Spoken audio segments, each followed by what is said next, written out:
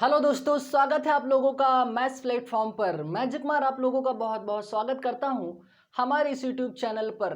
तो दोस्तों, कल हम लोगों ने सीखा एवरेज का पार्ट 5। उम्मीद करता हूं कि पार्ट 5 आप लोगों को बहुत अच्छे समझ में आया है। और अगर नहीं समझ में आया है तो आप लोग बेसिक टू हाई लेवल नाम की प्लेलिस्ट में जाके वहां से वीडियो को वापस देख के बात को समझ सकते हैं। ठीक है दोस्तों, उम्मीद करता हूँ सारे क्वेश्चन समझ में आए होंगे उस पार्ट 5 के। ठीक है, तो दोस्तों आज हम पढ़ने वाले हैं एवरेज का पार्ट 6। उम्मीद करता हूं आज का भी वीडियो आप लोगों को समझ में आएगा। दोस्तों आज हम लोग यहां पे कवर करने वाले हैं most of the important question. तो वीडियो आप लोग एंड तक जरूर देखिएगा जिससे कि एक एक बात पूरी क्लियर होती चले। ठीक है दोस्तों, तो चलिए स्टार्ट करते हैं। और जो साथी हमारे चैनल पर पहली बार आके हमारे वीडियो को देख रहे हैं वो साथ ही हमारे चैनल को सब्सक्राइब कर लें। नीचे रेड कलर का बटन होगा उसको प्रेस कर लें और साथ में ही एक साइड में बेल आइकन लाएगा उसको ऑल प्रेस कर लें, जिससे कि हमारा जब भी वीडियो अपलोड हो आप तक नोटिफिकेशन पहुंच सके और वीडियो को आप अच्छे से देख सके। तो चलिए दोस्तों स्टार्ट करते हैं आज का अपना ये वीडियो। और आज का पहला क्वेश्चन दोस्तों है, ध्यान से देखिएगा, अच्छे समझिएगा। तो दोस्तों पहला क्वेश्चन हमारे सामने है, ध्यान से देखिएगा, समझिएगा। कह रहा है किसी कक्षा के 360 विद्यार्थियों का औसत प्राप्तांक 24 अंक है। यानी सभी विद्यार्थियों को मिला के औसत प्राप्तांक 24 अंक है। यदि लड़कों का औसत प्राप्तांक 20 है तथा लड़कियों का औसत प्राप्तांक 29 है तो कक्षा में लड़कियों की संख्या हमें ज्ञात करनी है। तो ध्यान से देखिएगा, अच्छे समझिएगा। कह रहा है लड़कों का, लड़के और लड़कियां, ठीक है, लड़कों का औसत प्राप्तांक कितना है दोस्तों? 20 है, ठीक है, तथा लड़कियों का औसत प्राप्तांक 29 है, ठीक है। अब क्या कह रहा है कि सभी यानी विद्यार्थियों का औसत प्राप्तांक यानी लड़का और लड़कियों को मिला के जो औसत प्राप्तांक है उनका कितना है? 24 है। तो दोस्तों एक बात यहाँ पे आप लोगों को याद आ रही होगी, यहाँ पे एलिगेशन मिश्रण का नियम लग रहा है। और मिश्रण का नियम ये कहता है कि एक संख्या मिश्रण से बड़ी होनी चाहिए और एक संख्या मिश्रण से छोटी होनी चाहिए, तभी वहां पे मिश्रण यानी एलिगेशन का नियम लगेगा। उम्मीद करता हूं कि बात समझ में आई होगी। मिश्रण का नियम ये कहता है दोस्तों कि मिश्रण से एक संख्या बड़ी होनी चाहिए, एक संख्या छोटी होनी चाहिए, तभी वहां पे मिश्रण का नियम अप्लाई होगा, वहां पे फॉलो हम कर सकते हैं। अब यहाँ पे देखना, उतना तो करते हैं लेकिन उस इतना देखते ही अगर हमें पता चल जाता है कि जब मिश्रण का नियम लग रहा है तब वहां पे हम क्रॉस में संख्याओं को घटाते हैं, यानी बड़ी संख्या में से छोटी संख्या को घटाते हैं। तो 29 में से 24 जाएगा, यहाँ पे बचेगा 5, ठीक है। 24 में से 20 जाएगा, कितना बचेगा? बचेगा यहाँ पे 4। तो यहाँ पे रेशियो जो बना, अनुपात जो बना दोस्तों 5:4 का बना, ठीक है। अब क्या कह रहा है, यानी लड़के और लड़कियों को मिला के कितना है दोस्तों? कक्षा के सभी विद्यार्थी 360 है, तो दोस्तों 5 और 9 जोड़ेंगे कितना होगा? 9 अनुपात कितने का है दोस्तों? 360 का। हम तो कह रहे हैं 9 अनुपात, लेकिन क्वेश्चन कह रहा है 360 का, ठीक है। अब क्या करेंगे, इसको कैंसिल आउट करेंगे, कितना होगा? 9 चौक 36 हो जाएगा। यानी एक अनुपात जो बना दोस्तों वो बना 40 का। तो हमसे क्या पूछा है? लड़कियों की संख्या होगी, तो लड़कियों की संख्या कितनी है दोस्तों? यहाँ पे 4 है। तो दोस्तों लड़कियों की संख्या ज्ञात करने के लिए यहां से हम 40 को 4 से गुणा कर देंगे दोस्तों। 4 चौक 16, 160 क्या हो जाएंगी? लड़कियां हो जाएंगी। और यहाँ पे हमसे पूछता लड़कों की संख्या, तो लड़कों की संख्या ज्ञात करने के लिए दोस्तों हम क्या करते हैं, यहाँ पे 40 गुणे 5 कर देते, कितना हो जाता? 200। 160 और 200 को जोड़िएगा, बिल्कुल 360 आएगा, ठीक है। तो हमसे लड़कियों की संख्या पूछा है दोस्तों, तो लड़कियों की संख्या होगी 160। उम्मीद करता हूँ बात समझ में आई होगी। स्क्रीनशॉट ले लीजिए, फिर बढ़ते हैं हम लोग अपने अगले क्वेश्चन की तरफ। तो दोस्तों अगला क्वेश्चन हमारे सामने है, most of the important question है। यहाँ पे देखिएगा, कह रहा है कुछ श्रमिकों का औसत वेतन ऐसा है, कितना है दोस्तों? ऐसा है, तथा मजदूरों का औसत वेतन, श्रमिकों का औसत वेतन ऐसे तथा मजदूरों का औसत वेतन टी है। यदि श्रमिकों की संख्या मजदूरों से 11 गुनी है। यहाँ पे दोस्तों हमें ना श्रमिकों की संख्या पता है ना मजदूरों की संख्या पता है, लेकिन इतना पता है कि श्रमिकों की संख्या मजदूरों से 11 गुनी है, तो सभी का औसत वेतन हमें यहाँ से फाइंड आउट करना है। तो दोस्तों ये है श्रमिक और ये है मजदूर। ठीक है, क्या कह रहा है कि श्रमिकों की संख्या मजदूरों से 11 गुनी है, मजदूरों से 11 गुनी है दोस्तों। तो मैंने आप लोगों को ये प्रक्रिया करना आप लोगों को अच्छे से बताया है प्रॉफिट एंड लॉस चैप्टर में। ठीक है, लिंक डिस्क्रिप्शन में दे दिया है, वहां से आप देख सकते हैं। ठीक है, मजदूरों से 11 गुना है कौन? श्रमिक। तो अब यहाँ से बात समझ में आ जानी चाहिए दोस्तों। अब क्या कह रहा है कि औसत वेतन कितना है दोस्तों श्रमिकों का? एस है। तो मैंने आप लोगों को औसत हमेशा क्या दर्शाता है? योग दर्शाता है। तो दोस्तों यहाँ पे हम क्या करेंगे, ध्यान से देखिएगा। 11 तो है दोस्तों, ये इनका औसत वेतन कितना है? एस है। योग निकालना मैंने आप लोगों को बताया है, 11 गुणे एस कर देंगे, कितना हो जाएगा? 11 यस हो जाएगा। ठीक है, फिर क्या कह रहा है, अब मजदूर है, मजदूरों का औसत वेतन कितना है दोस्तों? टी है। तो दोस्तों इसका क्या करेंगे हम, 1 गुणे टी कर देंगे, तो ये कितना हो जाएगा? 1 टी हो जाएगा। बात समझ में आई दोस्तों? ये संख्या हो गई मजदूरों की, ये श्रमिक की संख्या हो गई, ये मजदूरों की संख्या हो गई। तो 11 औसत कितना दिया हुआ है? एस दिया हुआ है 11। श्रमिकों का औसत वेतन एस है, योग निकालना मैंने आप लोगों को बताया है, तो ये हो जाएगा 11 यस। फिर मजदूरों की संख्या 1 है, औसत कितना है? औसत वेतन टी है, तो यहाँ पे कितना हो जाएगा? 1 टी हो जाएगा। यहाँ बात समझ में आई? अब क्या बोल रहा है कि सभी का औसत वेतन बताना है। तो औसत वेतन ज्ञात करने के लिए, यानी एवरेज ज्ञात करने के लिए दोस्तों, राशियों का योग, तो राशियों का योग यहाँ पे क्या बनेगा दोस्तों? 11 यस प्लस 1 टी। बात समझ में आए दोस्तों? योग ऐसे ही करते हैं। अगर वैसे होता, अगर यहाँ पे 30 20 होता तो यहाँ पे 50 कर लेते। अल्फाबेट में आ गया है तो 11 एस प्लस 1 टी। ठीक है, अब क्या करेंगे, राशियों की संख्या कितनी है यहाँ पे? देखो दोस्तों, 11 एस हो जाएगा, राशियों का योग बटे में राशियों की संख्या। ठीक है, संख्या कितनी है दोस्तों? यही तो निकालते हैं ना, राशियों का योग बटे में राशियों की संख्या। तो दोस्तों ये हो गया हमारा औसत वेतन।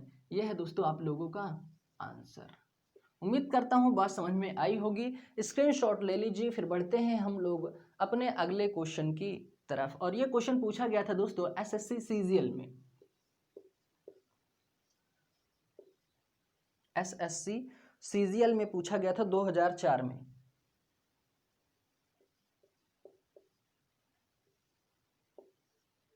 वापस एक बार फिर से समझ लीजिए, श्रमिक की संख्या हमें नहीं पता है, ना मजदूरों की संख्या हमें पता है, लेकिन उनका औसत पता है। यहाँ पे दिया है श्रमिकों की संख्या मजदूरों से 11 गुनी है, मजदूरों से 11 गुनी मैंने कर दिया। 11 श्रमिक हो गए तो औसत उसका एस दिया हुआ है, तो उसका हम योग निकाले, 11 एस बना। इसी तरह यहाँ पे एक औसत उसका टी है, गुणे किए 1 टी आया। ठीक है, योग निकालने के लिए 11 एस प्लस 1 टी किए, एवरेज बराबर होता है राशियों का योग बटे में राशियों की संख्या। मजदूर कितने हैं? 2 ही हैं, 2 यहाँ पे हम लिख दिए। अब उम्मीद करता हूँ बात समझ में आई होगी। स्क्रीनशॉट ले लीजिए, फिर बढ़ते हैं हम लोग अपने अगले क्वेश्चन की तरफ। तो दोस्तों अगला क्वेश्चन हमारे सामने है, ध्यान से देखिए। 3 की पावर 30 है, 3 की पावर 60 है, 3 की पावर 90 का हमें माध्य। अब मैंने आप लोगों को माध्य का मतलब बताया है कि माध्य का मतलब होता है औसत, एवरेज। यहाँ से हमें एवरेज ज्ञात करना है। तो दोस्तों औसत बराबर होता है, या माध्य बराबर आप बोल सकते हैं, राशियों का योग बटे में राशियों की संख्या। तो राशियों कितनी है दोस्तों? राशि है 3 की पावर 30 प्लस योग करना है, राशियों के योग बटे में राशियों की संख्या होती है 3 की पावर 60 प्लस 3 की पावर 90। तो संख्या है हमारे पास कितनी? ये तो हो गया राशियों का योग बटे में राशियों की संख्या, तो 1 2 3। ठीक है, अब 3 यहाँ पे है, अगर उसकी पावर में कुछ नहीं है दोस्तों, तो उसकी पावर हमेशा कितनी होती है? 1 होती है। अब ये यहाँ पे बटे में 1 है, ये जब ऊपर जाएगा दोस्तों, तो यहाँ पे क्या होता है, मैंने बोला है कि जब भाग की प्रक्रिया होती है ऊपर जाने पर माइनस हो जाता है। तो यहाँ पे क्या होगा, जब ये यहाँ पे 3 1 है, 3 पावर 1 है, जब एक ऊपर जाएगा तो यहाँ पे बचेगा, माइनस हो जाएगा। तो 30 में से 1 माइनस कर देंगे, 3 की पावर 29 होगा, प्लस ये जब ऊपर जाएगा तो 3 की पावर 59 होगा, प्लस 3 की पावर 89 होगा। तो हो गया दोस्तों आप लोगों का औसत। यह है आप लोगों का आंसर। बात समझ में आई दोस्तों? सिंपल क्वेश्चन है, उम्मीद करता हूँ समझ में आया होगा। वापस एक बार फिर से समझ लीजिए। 3 की पावर 30, 3 की पावर 60, 3 की पावर 90 का माध्य में ज्ञात करना है। तो होता है राशियों का योग बटे में राशियों की संख्या। यहाँ पे ये जब ऊपर जाएगा दोस्तों, जब भाग की प्रक्रिया होती है, जब ऊपर जाता है संख्या कोई भाग से, तो एक एक अंक कम हो जाता है। जैसे यहाँ पे पावर अगर भी 2 होता तो यहाँ से 2 कम कर देते, पावर 3 होता तो यहाँ से 3 कम कर देते, पावर 1 है तो 1 ही कम करेंगे सब में, और यह हमारा होगा एवरेज। स्क्रीनशॉट ले लीजिए, फिर बढ़ते हैं हम लोग अपने अगले क्वेश्चन की तरफ।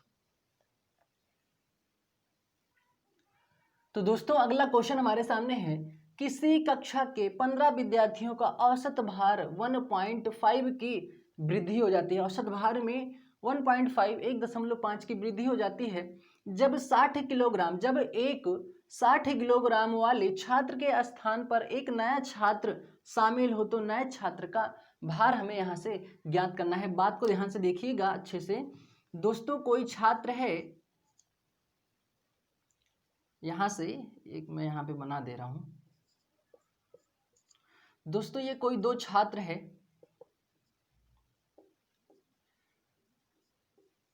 यहाँ से कोई 2 छात्र है, ठीक है दोस्तों। ये 2 छात्र है, बोल रहा है कि जब एक 60 किलोग्राम वाले छात्र के स्थान पर, यानी 60 किलोग्राम वाले, यानी वही 60 किलोग्राम का व्यक्ति जा रहा है और वही 60 किलोग्राम का व्यक्ति वापस आ रहा है, के स्थान पर नया छात्र शामिल हो। तो यहाँ से बात को ध्यान समझिएगा। 15 विद्यार्थियों का औसत भार कितना है? 15 विद्यार्थियों का औसत भार 1.5 है, ठीक है। तो औसत हमेशा योग दर्शाता है, तो योग निकालेंगे दोस्तों 11 गुणे 1.5 होगा, ठीक है दोस्तों। तो 11 25 55 हो जाएगा, यहाँ पे 11 इकन्नम 11 हो जाएगा, 11 में 5 जोड़ेंगे कितना होगा दोस्तों, यहाँ पे 1 मिनट,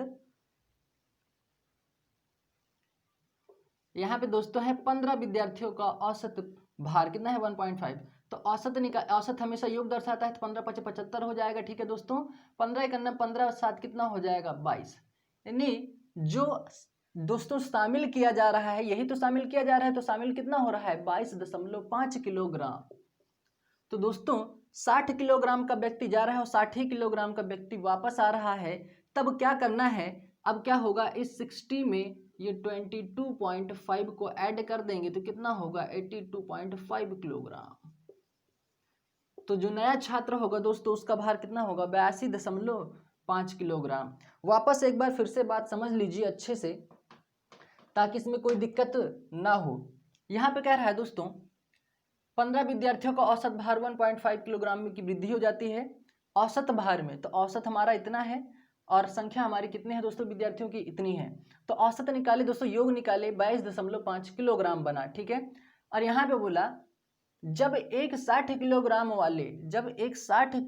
वाले व्यक्ति के स्थान पर एक नया छात्र शामिल हो, तो नए छात्र का हमें औसत भार, यानी यही व्यक्ति 60 किलोग्राम का है, जा रहा है, और वही 60 किलोग्राम का व्यक्ति वापस आ रहा है, ठीक है। तो दोस्तों जितना आया है ये तो आया गया है, तो 60 तो है ही, शामिल कितना किया गया 22.5 किलोग्राम, तो कितना होगा 82.5 किलोग्राम। तो नए छात्र का भार होगा 82.5 किलोग्राम। स्क्रीनशॉट ले लीजिए, फिर बढ़ते हैं हम लोग अपने अगले क्वेश्चन की तरफ। स्क्रीनशॉट इसलिए दोस्तों लेने के लिए बोलते हैं ताकि अपना आप लोग नोट्स अच्छे से प्रिपेयर कर सकें, कंप्लीट कर सकें, ठीक है दोस्तों।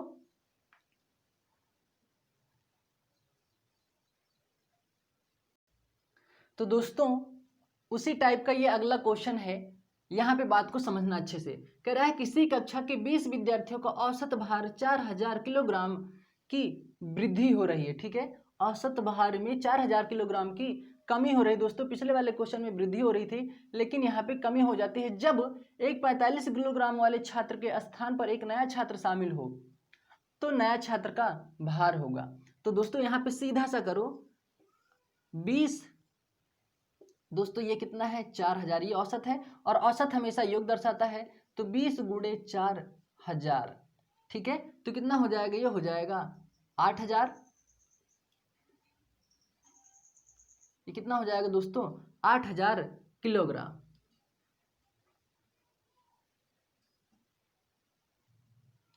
दोस्तों यहाँ पे 400 किलोग्राम की कमी हो रही है, यहाँ पे 400, औसत हमेशा योग दर्शाता है, तो गुणा करेंगे दोस्तों कितना आएगा 8000 ये क्या होगा ग्राम होगा, और यहाँ पे 400 ग्राम की कमी हो रही है दोस्तों, ये बात याद रखिएगा, 400 ग्राम की कमी हो रही है। वापस एक बार फिर से क्वेश्चन समझ लीजिए, किसी कक्षा में 20 विद्यार्थियों का औसत भार में 400 ग्राम की कमी हो जाती है जब एक 45 किलोग्राम वाले छात्र के स्थान पर नया छात्र शामिल हो, तो नए छात्र का हमें भार यहाँ पे ज्ञात करना है। तो 20 विद्यार्थियों का औसत भार कितना है, 400 ग्राम की कमी हो रही है, यानी औसत है, औसत हमेशा योग दर्शाता है, तो कितना आया, 8000 ग्राम आया। दोस्तों 8000 ग्राम को हम लिख सकते हैं 8 किलोग्राम, क्योंकि 1 किलोग्राम में 1000 ग्राम होता है, तो 8000 ग्राम में कितना होगा, 8 किलोग्राम होगा। ठीक है, अब यहाँ पे बात को डायरेक्ट सॉल्व करेंगे। यहाँ पे जब कमी हो रही है तो यहाँ पे 45 है ना दोस्तों, 45 में इस 8 को घटा दीजिए, 8 7 15 3, 37 किलोग्राम होगा। और पिछले वाले क्वेश्चन में वृद्धि हो रही थी, इसलिए वहाँ पे जोड़े थे, 60 में 22.5 किलोग्राम जोड़े थे, तो वहाँ पे बना था 82.5 किलोग्राम। यहाँ पे कमी हो रही है तो 45 में 8 माइनस करेंगे तो 37 किलोग्राम होगा क्या, नए छात्र का भार। उम्मीद करता हूँ यहाँ पे बात आप लोगों को समझ में आई होगी। स्क्रीनशॉट ले लीजिए, फिर बढ़ते हैं हम लोग अपने अगले क्वेश्चन की तरफ।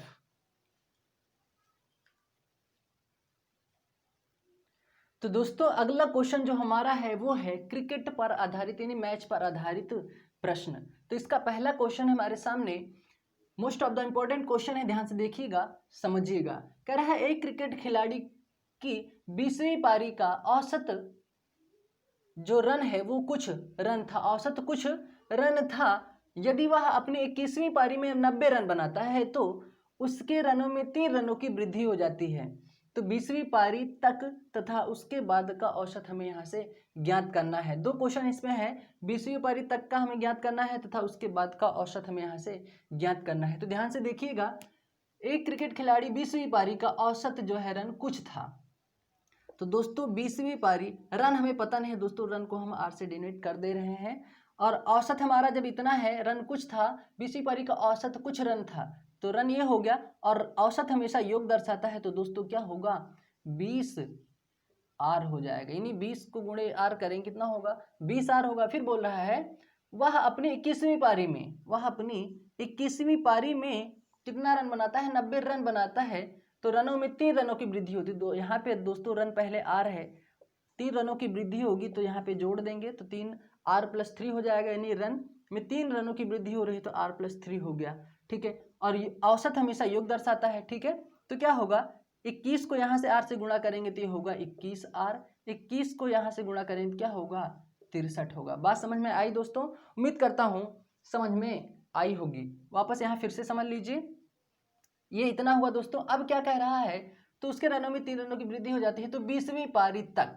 अब देखना दोस्तों, यहाँ पे करना क्या है, यहाँ पे करना है, ये प्रोसेस अप्लाई करना है आप लोगों को। 21 आर प्लस 63 माइनस 20 आर, इसके बराबर है दोस्तों, रन क्या बना रहा है वो, 90 रन बनाता है। कितना रन बनाता है दोस्तों, 90 रन बनाता है। अब यहाँ से देखिए, 21 आर में से 20 आर जाएगा, बचेगा आर, यानी रन बचेगा।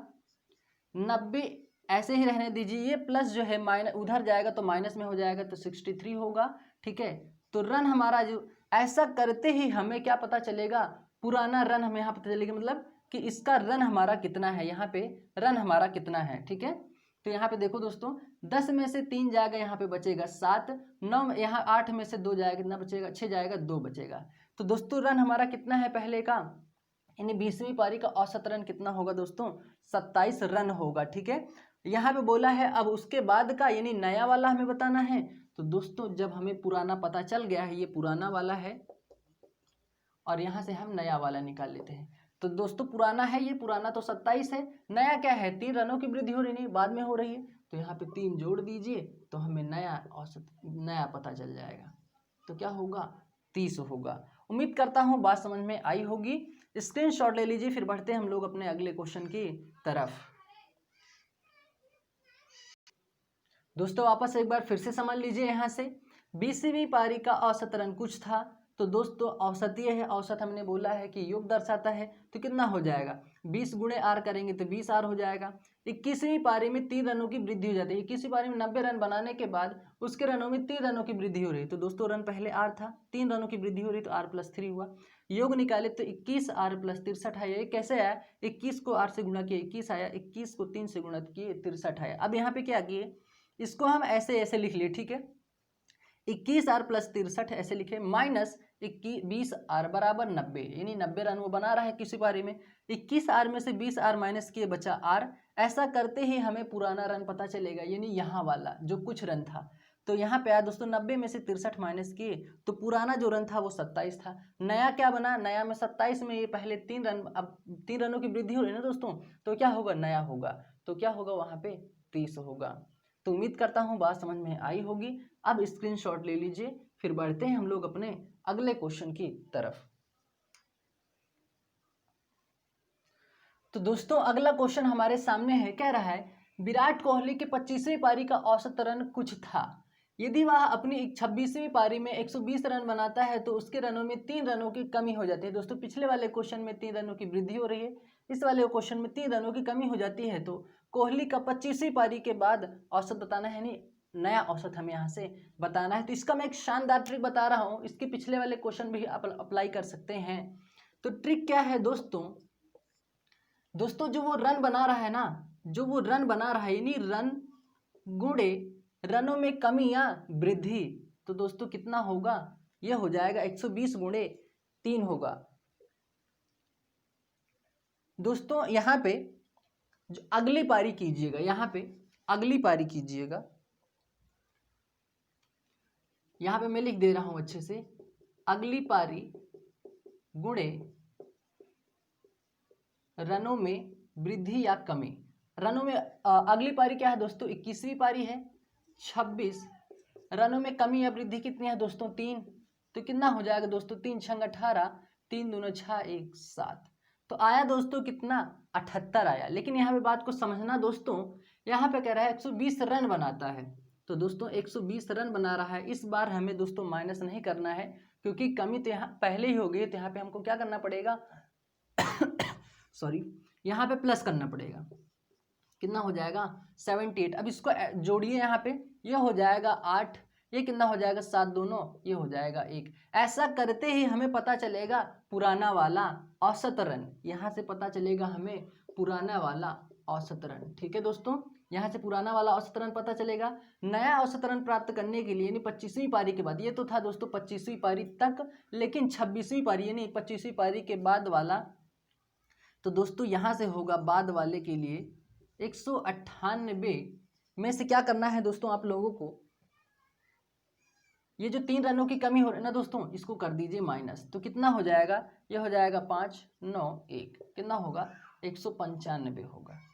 तो उम्मीद करता हूँ बात समझ में आई होगी। वापस एक बार फिर से समझ लीजिए, अगली पारी गुणे रनों में कमी या वृद्धि। ठीक है, तो अगली पारी कितनी है दोस्तों, 26 है, गुणे 3 की है 78 आया। ठीक है, तो 120 में 78 जोड़ेंगे, क्यों जोड़ेंगे, क्योंकि यहाँ पे रनों में कमी हो रही है। ठीक है, तो यहाँ पे जोड़े 198, ऐसा करते ही हमें पुराना वाला औसत रन पता चलेगा। यहाँ पे औसत रन कितना होगा, 198 होगा। ठीक है, और नया वाला ज्ञात करना है दोस्तों, 198 इस 3 को माइनस कर देंगे तो यहाँ पे नया वाला पता चल जाएगा, यानी 25वीं पारी के बाद का यहाँ पे पता चल जाएगा, तो कितना होगा 195 होगा। स्क्रीनशॉट ले लीजिए, फिर मैं उसके पिछले वाले भी क्वेश्चन का यहाँ पे उसी ट्रिक पे अप्लाई करके यहाँ पे आप लोगों का जो कन्फ्यूजन है वो मैं दूर कर देता हूँ। दोस्तों इसके पिछले वाले क्वेश्चन का मैं यहाँ पे वो जो ट्रिक था वो मैं यहाँ पे बता रहा हूँ। 20वीं पारी में वो कुछ औसत रन था, 21वीं पारी में वो 90 रन बनाता है, तो वो उसके बाद जो है 3 रनों की वहाँ पे वृद्धि हो रही थी। तो मैंने क्या बोला है, अगली पारी क्या होगी, 21 होगी। पिछला वाला क्वेश्चन देख लीजिए दोस्तों, 3 रनों की वृद्धि हो रही थी, तो कितना होगा यहाँ पे, ये हो जाएगा 63 होगा। 90 रन बनाता है दोस्तों, इस 90 में से रनों की वहाँ पे वृद्धि हो रही थी। जब रनों में वृद्धि हो तो यहाँ से रनों में क्या कर दीजिए, कमी कर दीजिए। क्या कर दीजिए, कमी कर दीजिए। जब वहाँ पे रनों में कमी हो तो रनों में वृद्धि कर दो, यानी रनों में वृद्धि कर दो। जैसे इसमें यहाँ पे कमी हो रही थी 3 रनों की, तो रनों में क्या किए दोस्तों, हम वृद्धि किए। वहाँ पे रनों में कमी हो रही थी, यहाँ पे रनों में क्या कर देंगे, कमी कर देंगे। ठीक है, तो क्या होगा, ये होगा 10 में से 3 जाएगा 7 बचेगा, 9 में से 6 जाएगा कितना बचेगा, 7 बचेगा। ऐसा करते ही हमें पुराना वाला रन पता चलेगा, यानी पुराना औसत रन कितना है, 27 रन। नया वाला पता करने के लिए बोले तो 27 में अब यहाँ पे क्या कर देंगे, 3 जोड़ देंगे दोस्तों। यहाँ पे वहाँ पे वृद्धि हो रही थी ना, तो यहाँ पे हम वृद्धि करेंगे। ठीक है, यहाँ पे कमी हो रही है, तो यहाँ पे देखो नीचे वाले इस वाले क्वेश्चन में कमी किए थे, तो यहाँ पे इस वाले क्वेश्चन में कमी करेंगे और पिछले वाले क्वेश्चन में वृद्धि करेंगे, तो कितना हो जाएगा, 30 रन हो जाएगा। तो उम्मीद करता हूँ पिछले वाले क्वेश्चन का भी ट्रिक यहाँ पे आप लोग समझ लेंगे। ठीक है दोस्तों, तो ये था दोस्तों, स्क्रीनशॉट ले लीजिए, फिर बढ़ते हैं हम लोग अपने अगले क्वेश्चन की तरफ। तो दोस्तों अगला क्वेश्चन हमारे सामने है, most of the important question है, ध्यान से देखिएगा समझिएगा। कह रहा है विराट कोहली का औसत 12.4 रन प्रति विकेट था, यानी वो आगे क्या कर रहा है, यदि वह 26 रन देकर 5 विकेट लेता है, 26 रन देकर 5 विकेट लेता है तो उसके औसत में 0.4 की कमी आ जाती है। तो लिए गए विकेटों की संख्या कुल संख्या होगी। पहले इसका मैं बेसिक बता दे रहा हूं, फिर इसका मैं एक शानदार ट्रिक बताऊंगा जिससे कि बात पूरी क्लियर हो जाएगी। बोल रहा है रन देकर रन बटे विकेट बराबर कितना है दोस्तों, 12.5 है, यानी 12.4 रन प्रति विकेट वो कितना 12.4 रन है, मतलब 12.4 रन प्रति विकेट था। ठीक है, फिर कह रहा है यदि वह 26 रन देकर, यहां से बात समझना, 26 रन देकर 5 विकेट लेता है तो दोस्तों उसके औसत में 0.4 की कमी आ जाती है। तो दोस्तों जब 12.4 में जब 0.4 माइनस कर देंगे तो कितना होगा, 4 में 4 जाएगा 0, 12 होगा, पॉइंट के बाद 0 हो, कोई वैल्यू नहीं है, कितना हुआ 12 हुआ। अब यहाँ पे बात समझना अच्छे से दोस्तों, ये क्या होगा, रन प्लस कितना हो जाएगा दोस्तों, ये हो जाएगा विकेटों की संख्या, यानी कितना हो गया यहाँ पे, ये औसत रन कितना है 12.4 की कमी हुई तो कितना हुआ 12 हुआ, बटे में क्या है विकेट है। ठीक है, और विकेट कितना ले रहा है दोस्तों, यहाँ पे ले रहा है 5, और बराबर क्या है दोस्तों, यहाँ पे देखिएगा समझिएगा कितना है। अब 1 मिनट, यहाँ पे रन बटे विकेट होगा, ठीक है, और उसके बाद दोस्तों यहां से देखना वो 26 रन देकर 5 विकेट लेता है, 5 विकेट लेता है तो उसमें क्या हो रहा है 0.4 कमी आ रही है तो कितना होगा 12 होगा। बस इसका क्रॉस मल्टीपल कर लीजिए, ये कितना हो जाएगा, ये हो जाएगा r प्लस 26 इक्वल ये हो जाएगा 12w प्लस 12 पंचे 60, ये कितना होगा r प्लस, यहाँ पे हो जाएगा माइनस, यहाँ पे देखिएगा समझिएगा। तो दोस्तों एक बात यहाँ पे हम लोगों को समझना है, यहाँ पे बोला है 12.4 रन, यानी एक रन में मतलब एक रन देकर 12.4 रन की विकेट, यहाँ पे रन प्रति विकेट ले रहा है। तो दोस्तों इस रन की जगह पे हम 12.4 रख सकते हैं, रन है ना दोस्तों, यहाँ पे रन यानी 12.4 रन देकर 1 विकेट ले रहा है दोस्तों, तो रन की जगह पे यहाँ पे हम लिख सकते हैं 12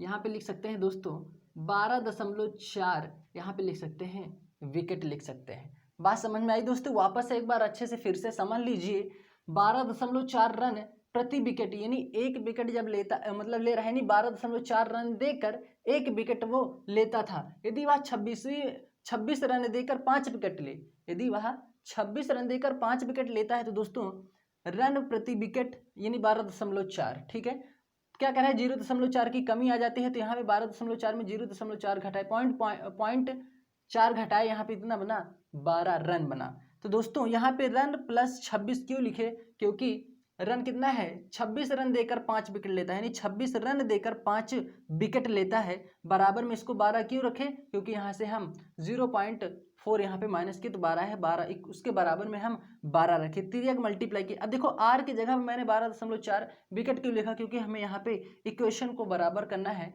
तो यहाँ बोला है 12.4 रन देकर 1 विकेट वो लेता है, तो दोस्तों यहाँ पे रन की जगह पे हम लिख दिए 12.4 विकेट प्लस 26 बराबर। अब इसको हम कर लेंगे, इसको कैलकुलेट करेंगे आगे। अब क्या होगा, ये होगा 12.4 विकेट, तो ऐसे रहने देंगे माइनस 12 विकेट, 60 ही है, 60 यहाँ पे रहने दीजिए, प्लस ये यहाँ पे प्लस 26 इस तरफ आएगा 20, माइनस में 26 हो जाएगा, यहाँ पे बचेगा पॉइंट में 4w। अब यहाँ पे क्या होगा, 10 में से 6 जाएगा, 4 बचेगा, 5 में से 2 जाएगा, 3 बचेगा, ठीक है। अब यहाँ से बात को समझते हैं आगे हम लोग। तो यहाँ से दोस्तों विकेट बराबर होगा 34/4, पॉइंट 4, ये पॉइंट है, यहाँ से पॉइंट हटाएंगे 0 बढ़ेगा आगे, तो क्या हो जाएगा 4 8 32 हो जाएगा, 4 8 32, 2 बचेगा यहाँ पे, तो 4 पंचे 20 हो जाएगा। यानी जो विकेट आया दोस्तों, विकेट आया 85, लेकिन दोस्तों यहाँ पे 26 रन देकर 5 विकेट ये भी ले रहा है, तो कितना हो जाएगा 5 यहाँ पे और ऐड कर देंगे, तो विकेटों की संख्या यानी कुल विकेटों की संख्या बोला है अगर बोलता शेष विकेटों की संख्या तो दोस्तों 85 आता। कुल बोला है तो 5 और जोड़ देंगे, 5 विकेट यहाँ पे भी लिया है तो कितना हो जाएगा टोटल 90 हो जाएगा। वापस एक बार यहाँ से मैं आप लोगों को फिर से समझा दे रहा हूँ, अच्छे से समझिएगा। बोला कि विराट कोहली का औसत जो 12.4 रन प्रति विकेट था, यानी जब वो 12.4 रन देता था तो 1 विकेट वहाँ पे वो लेता था। यदि वह 26 रन देकर 5 विकेट लेता तो उसके औसत में 0.4 की कमी आ जाती है। तो दोस्तों 12.4 में पहले 0.4 को माइनस किए तो यहाँ पे आया 12 आया यहाँ पे। तो रन बटा विकेट रखे बराबर किसके 12.4 के। अब यहाँ पे रन प्लस यानी 26 रन देकर 5 विकेट लेता है, उसके बराबर में क्या रखे यहाँ से 12.4 में 0.4 कम किए तो यहाँ पे आया बराबर में इसके रखे 12। अब क्या किए तिर्यक मल्टीप्लाई, यहाँ पे रन की जगह पे यहाँ पे 12.4 विकेट क्यों रखा दोस्तों, क्योंकि यहाँ पे 12.4 रन देकर 1 विकेट लेता है दोस्तों। तो यहाँ पे क्या रखे हम 12.4 विकेट प्लस 26, कैलकुलेट कर लिए आया 85। शेष पूछता है यहाँ पे शेष विकेटों की संख्या 85, कुल का पूछा है दोस्तों 5, वो भी जोड़ देंगे तो कितना होगा 90 होगा। उम्मीद करता हूँ ये बेसिक कंसेप्ट आप लोगों को समझ में आया होगा। और इसका मैं अगर नहीं समझ में आया दोस्तों तो इसका मैं एक शानदार ट्रिक बताने जा रहा हूँ, उसको समझ लीजिए, वहां से क्वेश्चन बिल्कुल आसान हो जाएगा। ठीक है, तो दोस्तों स्क्रीनशॉट ले लीजिए, फिर इसका मैं एक शानदार ट्रिक बताता हूँ। तो दोस्तों हम इसका देखते हैं ट्रिक, और ट्रिक क्या है वो यहाँ से हम लोग अच्छे से समझते हैं। दोस्तों 12.4 रन प्रति विकेट था, ठीक है दोस्तों 12.4 रन प्रति विकेट था, ठीक है। लेकिन बोला कि वह 26 रन देकर 5 विकेट लेता है। तो दोस्तों 26 रन देकर 5 विकेट लेता है, तो हम देख लेते हैं कि एक विकेट मतलब विकेटों की संख्या कितनी है, नहीं 26 रन देकर 5 विकेट कैंसिल आउट कर दीजिए दोस्तों। 5 कितना हो जाएगा, 5 पचम 25 होगा, 5 दूना 10 हो जाएगा। यानी आया कितना ये 5.2, ठीक है। 5.2 को कहाँ रख दीजिए, यहाँ पे रख दीजिए। फिर बोला तो उसके औसत में यानी कहाँ पे, यहाँ पे 0.4 की कमी हो रही है। तो दोस्तों 12.4 में 0.4 माइनस करेंगे, 4 से जाएगा 0.12, पॉइंट यहाँ पे पॉइंट के बाद 0 हो कोई मतलब नहीं है, तो ये जो 12 बचा है यहाँ पे रख दीजिए। अब आप लोगों को यहाँ पे एलिगेशन रूल समझ में आ रहा होगा। एलिगेशन का रूल होता है, मिश्रण का रूल होता है कि मिश्रण से एक वैल्यू छोटी होनी चाहिए और एक वैल्यू बड़ी होनी चाहिए, और उसके बाद क्रॉस में संख्याओं को घटा लेते हैं। अब क्या होगा 12.0 में 5.2 माइनस करेंगे, यहाँ पे होगा 8 पॉइंट, यहाँ बचेगा 6 5 11, कितना हो जाएगा, ये हो जाएगा दोस्तों 6.8। कितना होगा 6.8 होगा। अब यहाँ से जब इसको माइनस करेंगे दोस्तों तो ये होगा 12 से ये जाएगा 0.4। अब ध्यान से देखना, एक अंक के बाद यहाँ पे पॉइंट के बाद एक अंक है, पॉइंट के बाद एक अंक है, तो इसको कर दीजिए दशमलव को हटा दीजिए। अब वैल्यू और कैंसिल कीजिए, 4 का नम 4 होता है दोस्तों, ये होता है 17 चौका 68। अब देखना दोस्तों यहाँ पे कह रहा है 5 विकेट ले रहा है, तो दोस्तों यहाँ पे 17 को 5 से गुणा कर देंगे, इधर 1 को 5 से गुणा कर देंगे, तो दोस्तों ये हो जाएगा 17 गुणे 5 करेंगे, ये होगा 85, 1 गुणे 5 करेंगे कितना होगा 5 होगा। अगर हमसे पूछता शेष विकेटों की संख्या तो 85 बताते, कुल पूछा है तो 85 में 5 जोड़ देंगे तो कितना हो जाएगा 90 हो जाएगा, ठीक है। तो यह दोस्तों ट्रिक इसका, उम्मीद करता हूं कि आप लोगों को ये ट्रिक समझ में आया होगा। स्क्रीनशॉट ले लीजिए, फिर बढ़ते हैं हम लोग अपने अगले क्वेश्चन की तरफ। दोस्तों आप लोग क्या करना है, जो यहाँ पे विकेटों की संख्या मतलब 26 रन देकर 5 विकेट लेता है तो उसको सबसे पहले कैलकुलेट करेंगे, 5.2 आएगा, 12.4 यहाँ पे जो कैंसिल आउट करने के बाद जो है उसको यहाँ पे रखो, जितनी कमी या वृद्धि हो रही है उसको बीच में रखो। दोस्तों ये याद रखना, जितनी कमी या वृद्धि हो उसको बीच में रखना, यहाँ से माइनस करने के बाद औसत में माइनस करने के बाद उसको बीच में रखना। जो रन वहाँ पे विकेटों की संख्या ले रहा है मतलब 26 रन देकर 5 विकेट लेता है, उसको कैंसिल आउट करने के बाद यहाँ पे रखना, फिर कैलकुलेट कर लेना, आप लोगों का आंसर बिल्कुल आ जाएगा, ठीक है। स्क्रीनशॉट ले लीजिए, फिर बढ़ते हैं हम लोग अपने अगले क्वेश्चन की तरफ। तो दोस्तों अगला क्वेश्चन हमारे सामने है, बोला है x प्लस 1/x का औसत p है तो उसके एक्स स्क्वायर तथा 1/x स्क्वायर का औसत होगा। तो दोस्तों ये क्वेश्चन मैंने आप लोगों को बहुत अच्छे से क्लियर करवाया है। सबसे पहले इसका बेसिक समझ लेते हैं, उसके बाद इसका एक मैं ट्रिक बताता हूँ। दोस्तों जब भी ऐसा क्वेश्चन यहाँ पे स्क्वायर बने तो मैंने बोला है कि दोनों तरफ का क्या कर दो, स्क्वायर कर दो। ये बात आप लोगों को याद होगी शायद। अब यहाँ पे a + 1/a + b का होल स्क्वायर बन रहा है तो a स्क्वायर होगा यहाँ पे, प्लस 1/b² होगा प्लस 2a और यहाँ पे b होगा। ठीक है, अब क्या होगा, ये x से x कैंसिल हो जाएगा, बराबर में क्या होगा, ये हो जाएगा p² होगा तो कितना होगा, ये हो जाएगा p²। अब यहाँ से देखना दोस्तों, बात को समझना, ये क्या होगा x² प्लस 1/x², ये प्लस है दोस्तों, इस तरफ जाएगा तो क्या हो जाएगा, माइनस में हो जाएगा। ठीक है दोस्तों, ये तो आया दोस्तों इसका सिर्फ योग। और एवरेज निकालने की बात हो दोस्तों, तो एवरेज निकालने के लिए बोला है राशियों का योग बटे में राशियों की संख्या, राशियों का योग बटे में राशियों की संख्या, ये हो गया दोस्तों हमारा आंसर। ठीक है, तो उम्मीद करता हूँ बात समझ में आई होगी। इसका मैं एक ट्रिक बता दे रहा हूँ शानदार दोस्तों, जब भी इस प्रकार का प्रश्न बने n² माइनस में 2, ठीक है, n² माइनस में 2, ये ट्रिक इसका है योग निकालने का। ठीक है, जब योग आ जाएगा तो औसत हमें ज्ञात हो जाएगा यहाँ पे। तो दोस्तों देखो इसका औसत कितना है, नंबर कितना है दोस्तों, यहाँ पे p है, तो दोस्तों इसको कर दो p² माइनस 2, ये तो आया योग, एवरेज बोले बटे में 2 लगा दो, हो गया। ये ट्रिक है दोस्तों इसका, इसी क्वेश्चन का ये ट्रिक है। ठीक है, उम्मीद करता हूँ बात समझ में आई होगी अच्छे से। यहाँ पे जब भी प्लस बोले यहाँ माइनस कर दो, यहाँ माइनस बोले यहाँ प्लस कर दो, क्वेश्चन सॉल्व है। ठीक है, तो उम्मीद करता हूँ कि समझ में आया होगा, स्क्रीनशॉट ले लीजिए। तो दोस्तों ये था आज का हमारा क्वेश्चन। आज हम लोगों ने दोस्तों एवरेज को यहाँ पे पूरा क्वेश्चन, यहाँ पे लगभग मैंने हर एक टाइप का क्वेश्चन यहाँ पे मैंने आप लोग कवर करवा दिया है। उम्मीद करता हूँ हर एक टाइप, हर एक क्वेश्चन आप लोगों को अच्छे समझ में आया है। ठीक है दोस्तों, और दोस्तों यहाँ पे जो भी आप लोगों को सीखने को मिले वीडियो में इसके कमेंट बॉक्स में जरूर आप लोग कमेंट कीजिए, जो भी आप लोगों को सीखने को मिले। तो दोस्तों कल हम लोग अगला चैप्टर स्टार्ट करने वाले हैं जिसका नाम है टाइम एंड वर्क, समय एवं काम। उम्मीद करता हूं कि वो वीडियो भी आप लोगों को बहुत अच्छे समझ में आएगा, पसंद आएगा। सपोर्ट कीजिए, लाइक और शेयर कीजिए, कमेंट कीजिए, ज़्यादा से ज़्यादा शेयर कीजिए। और जो साथी हमारे चैनल पे आके पहली बार वीडियो को देख रहे हैं उन साथी का सबसे पहले उनका मोस्ट वेलकम, स्वागत है उनका हमारे चैनल पर। और साथी वो हमारे सब्सक्राइब कर ले चैनल को और साथ में ही बेल आइकन प्रेस कर लें ताकि लेटेस्ट वीडियो उन तक पहुंच सके, जब भी मेरा वीडियो अपलोड हो उन तक पहुंच सके। ठीक है दोस्तों, तो मिलते हैं अगले वीडियो में, तब तक के लिए थैंक यू, जय हिंद।